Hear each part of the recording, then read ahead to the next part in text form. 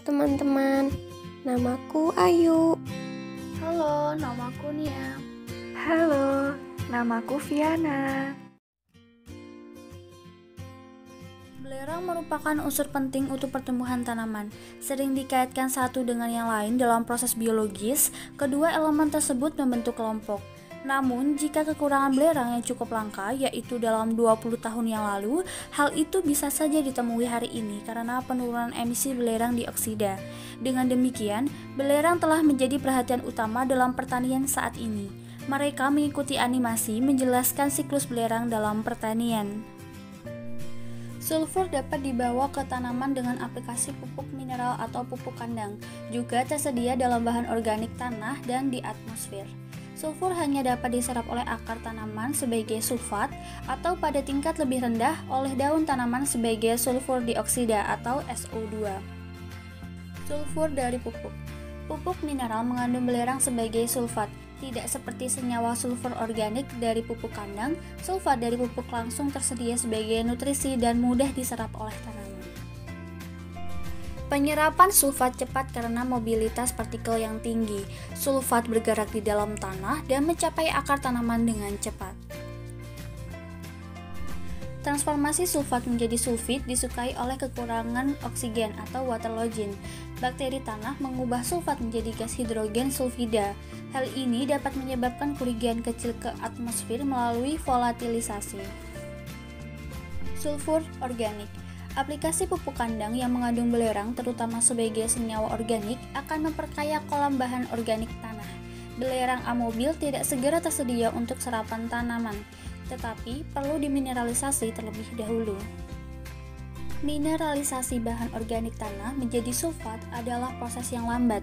Hal sebagian kecil belerang di dalam tanah termineralisasi selama musim tanam, terutama selama akhir musim semi dan musim panas.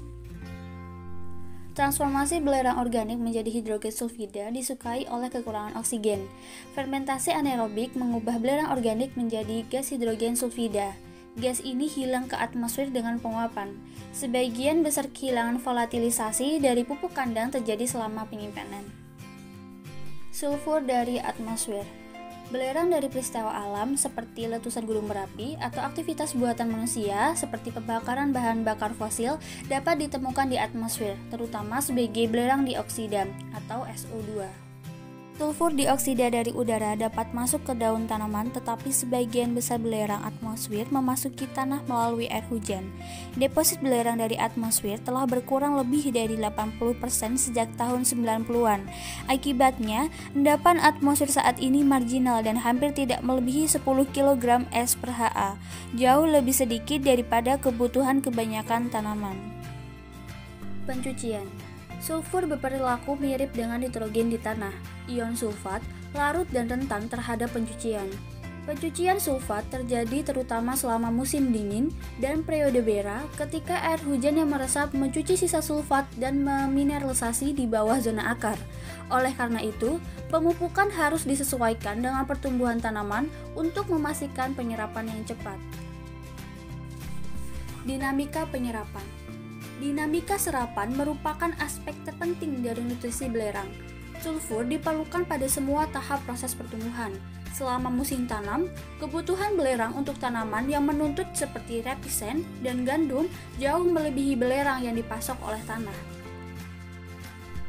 Kesimpulan, sulfur adalah salah satu dari 6 nutrisi penting untuk pertumbuhan tanaman. Kekurangan belerang sering tersembunyi dan membatasi penyerapan nitrogen, mengurangi hasil, kandungan protein, dan kualitas tanaman secara umum.